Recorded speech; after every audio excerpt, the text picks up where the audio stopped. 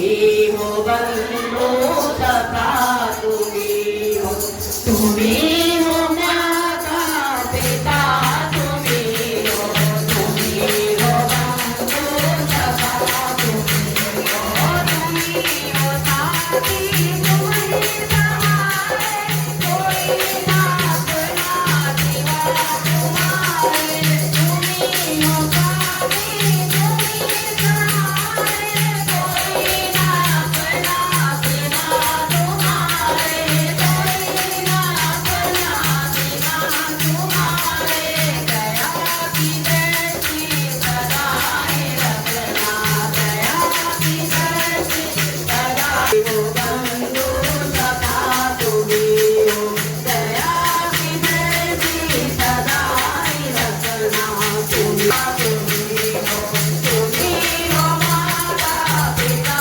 तुम ही हो, तुम ही हो बंधु सखा तुम ही हो, तुम ही हो माता पिता तुम ही हो, तुम ही हो बंधु सखा तुम ही हो।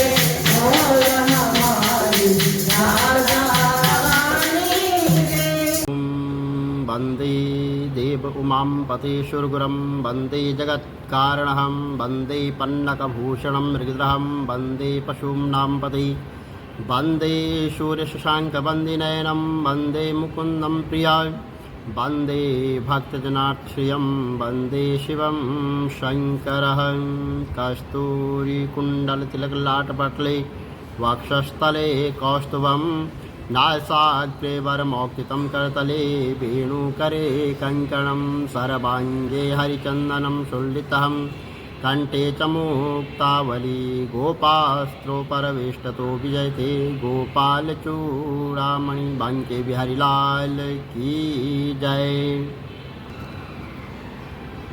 14वें अध्याय का महात्म्य। श्री नारायण जी बोले कि हे लक्ष्मी, शकलद्वीप का राजा एक दिन शिकार खेलने को चला गया और राजा भी शिकार खेलने के साथ चले। शंकलद्वीप के राजा ने दूसरे राजाओं के साथ शर्त बांधी कि जिसका कुत्ता शिकार मारे और शिकार मार के जो लाएगा, सब राजाओं ने अपने अपने कुत्ते छोड़े। तब एक सुरय निकला, उसके पीछे कुत्ते दौड़े सूर्य जो है बहुत दूर निकल गया और कुत्ते पीछे रहे। शंकलद्वीप के राजा ने अपना कुत्ता छोड़ा और राजा के कुत्ते ने सुशय को पकड़ा। लोगों ने शोर किया तो कुत्ता दुचिता हो गया और सुराय फिर भागा। कुत्ते के दांत सुराय को लगे थे और रुधिर टपकता जा रहा था। सुराय भागा जाए और कुत्ता पीछे उसका पीछा करते जाए। भागते भागते वन में एक कच्चा तालाब पानी से भरा था और वहाँ पर एक साधु रहता था। जब उस तालाब में सूर्य जा गिरा और पीछे से वहाँ कुत्ता भी जा गिरा। इतने में राजा भी घोड़ा दौड़ाकर वहाँ पर पहुँचा तो देखा कि दोनों तालाब में मरे पड़े हैं और वे दोनों देवदेही पाकर बैकुंठ को चले गए। तो राजा को देखकर उन्होंने कहा कि हे राजन, तू धन्य है, तेरे प्रताप से हमने जो है देवदेही पाई है। राजा ने पूछा वहाँ कैसे पाई है? तब उन दोनों ने कहा कि हम नहीं जानते, इस जल के छूने से हमें देवदेही मिली है। तो राजा ने कहा मेरे धन्य भाग जो तुम्हारा उद्धार हुआ है। इतना कहकर वहाँ बैकुंठ को गए। तो राजा ने नमस्कार करके पूछा कि हे संत जी, वार्ता कहो, यहाँ कौतुक आश्चर्य क्या देखा? सूर्य और कुत्ते दोनों इस जल के स्पर्श करने से उनका उद्धार हो गया है और यह जल कैसा है? तो उस संत ने कहा, हे राजन, मेरे गुरु यहाँ पर रहते थे और वहाँ नित्य स्नान कर गीता जी के 14 अध्याय का वहाँ पर पाठ किया करते थे और मैं भी यहाँ स्नान करके गीता जी का पाठ करता हूँ। तो राजा ने कहा कि धन्य है जो आपके प्रताप से ऐसी योनि का उद्धार हुआ है। मेरे धन्य भाग हैं जो आपका दर्शन हुआ है। तो श्री नारायण जी ने कहा कि हे लक्ष्मी, 14वें अध्याय का महात्म्य मैंने तुमको कहा है। तो भगवान बोले कि संसार अस्वस्थ यानी पीपल के समान है, जिसका पुराना पुरुष जड़ ऊपर है और चराचर शाखाएं नीचे है। वेद इसके पत्ते हैं। जो जानता है वही वेद का ज्ञानता है। इसकी शाखाएं ऊपर फैली हुई है। स्वत रज और तमोगुण इसी की रसवाहिनी नसें हैं। इसका पालन होता है। शब्द रूप आदि इसकी डालियां हैं। पीछे कर्म रूप में प्रकट होने वाली इसकी भी जड़ें नीचे मनुष्य लोक में और भी नीचे तक चली गई है। इस अस्वस्थ का यह रूप, इसका आदि अंत और आकार संसार प्राणी के ध्यान में नहीं आता है, तथापि इसकी जड़ गहरी है। ऐसे इस पीपल को वैराग्य रूपी दृढ़ शास्त्र से टकराकर वहाँ स्थान हमें ढूंढना चाहिए जहाँ से फिर लौटना नहीं पड़ता है। और साथ ही यहाँ विचारना चाहिए कि जिसमें वहाँ पुरातन प्रवृत्ति उत्पन्न हुई है उसी आदि पुरुष की शरण हूँ और अहंकार मोह रहित संग दोष को जीतने वाले आत्मज्ञान से निरत, सब कामनाओं से दूर, सुख दुख नामक द्वंद्व पदार्थों से मुक्त ऐसे ज्ञानी पुरुष शाश्वत पद को पा जाते हैं, जिसे सूर्य चंद्र या अग्नि प्रकाशित नहीं करते हैं। वही मेरा परम धाम है, वहाँ जाकर लौटना नहीं होता है। मेरा सनातन अंश है। इसी जीवलोक में रूप धरकर प्रकृति में स्थिर पांचों इंद्रिय और छठे मन को उससे छुड़ाता है। जैसे वायु पुष्पादिक की गंध को दूसरे स्थान में ले जाती है, इसी प्रकार यह देह स्वामी शरीर धारण करने के बाद जब उसका परित्याग करता है तब इंद्रियों और मन को साथ ले जाता है। कान, आँख, चर्म, जीभ, नाक और मन का आश्रय लेकर वह जीव विषयों का भोग करता है। एक देश से दूसरी देश को जाते हैं अथवा एक देश में रहते हैं अथवा इंद्रियों से युक्त हो और विषयों का उपभोग करते हुए इसको मूर्ख नहीं देख पाते हैं, किंतु ज्ञान रूप नेत्र हैं, वे देखते हैं। यत्न करने से योगी जन इसे देख सकते हैं, परंतु अज्ञानी यत्न करके भी इसे देख नहीं पाते हैं। जो तेज सूर्य, चंद्रमा और अग्नि में वर्तमान है और जगत को प्रकाशित करता है, उसे मेरा ही तेज जानो।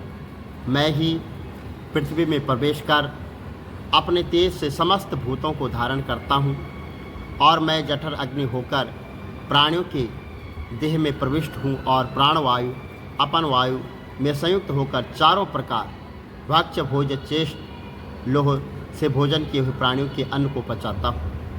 संपूर्ण भूतों के हृदय में कमल निवास करता हूँ। इसमें मुझसे ही स्मृति ज्ञान और उसका नाश होता है।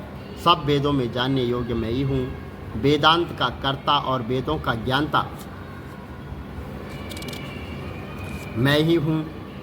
इस संसार में चर और अचर ये दो पुरुष हैं। जितने नाशवान प्राणी हैं वे चर कहलाते हैं और उसमें कूटस्थ अर्थात शैल शिखर से भांति स्थिर चैतन्य को अचर कहते हैं, किंतु उत्तम पुरुष परमात्मा विकार रहित सर्वनियंत बुद्ध मुक्त नित्य रूप तीनों लोकों में प्रविष्ट होकर धारण पोषण करता है, वह इन दोनों से अलग है।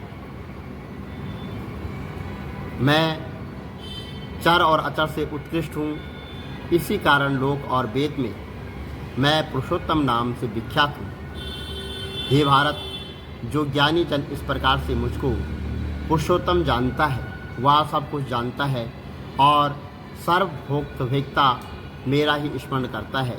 हे भारत, शास्त्र की गुहा भेद जो मैंने कहा है जानकर बुद्धिमान पुरुष कृत्य हो जाते हैं। तो श्री नारायण जी बोले, हे लक्ष्मी, 15वें अध्याय का मातम्य सुनो। उत्तर देश में एक नरसिंह नाम का राजा था और सुभाग नाम का मंत्री था। राजा को मंत्री पर बड़ा भरोसा था। मंत्री के मन में कपट था। मंत्री चाहता था राजा को मारकर वहाँ का राजा मैं ही करूँ। इसी भांति कुछ काल व्यतीत हुआ। एक दिन राजा नौकरों समेत सो रहा था और तब जो है मंत्री राजा को सारे नौकरों सहित मारकर राजा करने लग गया। राजा करते हुए बहुत समय व्यतीत हुआ। एक दिन वह भी मर गया। तब यमराज के पास दूत बांधकर उसको ले गए। यमराज ने कहा कि हे यमदूतों, यह बड़ा पापी है, इसको घोर नरक में डालो। हे लक्ष्मी, इस प्रकार वह पापी कई नरक भोगता धर्मराज की आज्ञा से घोड़े की योनि में आया और संगल द्वीप में जा घोड़ा हुआ। बड़े घोड़ों का सौदागर उसे वहाँ से खरीद कर ले गया और भी घोड़े खरीदे और अपने देश को चला गया।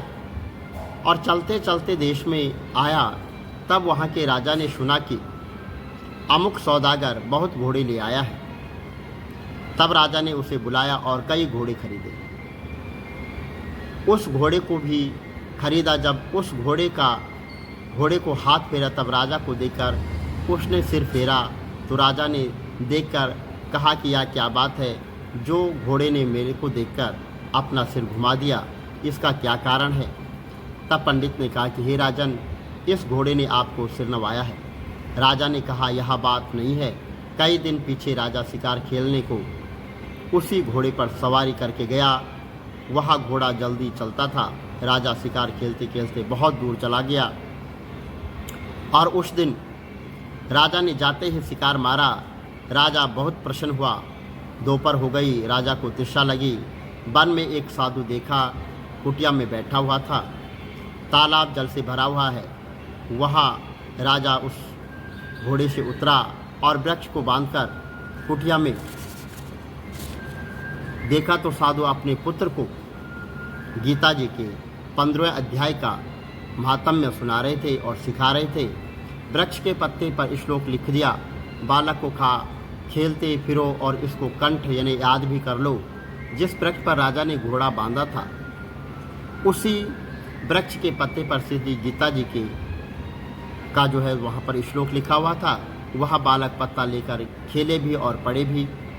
उस पत्ते को घोड़े ने देखा, तत्काल उसकी देह छूट गई और जो है तो देव देह पाकर वह स्वर्ग से विमान वहाँ पर आए, जिस पर बैठकर बैकुंठ को चला गया। इतने में राजा पानी पीकर बाहर आया तो देखा घोड़ा वहाँ पर मृत पड़ा था। राजा जो है चिंतावन होकर बोला, यह घोड़ा किसने मारा, इसे क्या हुआ? और इतने में वह बोला, हे राजन, तेरे घोड़े का चैतन्य मैं हूँ, मैंने अब दे पाई है और मैं बैकुंठ को चला गया हूँ। राजा ने विस्मित होकर दंडवत की और पीछे से और सेना के लोग मिले। राजा सवार होकर घर आया, अपने पुत्र को राज्य देकर अपने आप जो है तो वन को चला गया। तब कहने लगा कि श्री गीता जी के 15वें अध्याय का पाठ किया करो, जिसके प्रसाद से राजा भी परम गति का अधिकारी हुआ। श्री नारायण जी बोले, हे लक्ष्मी, 15वें अध्याय का महात्म्य मैंने तुमको सुनाया है। बोलो बांके बिहारी लाल की जय।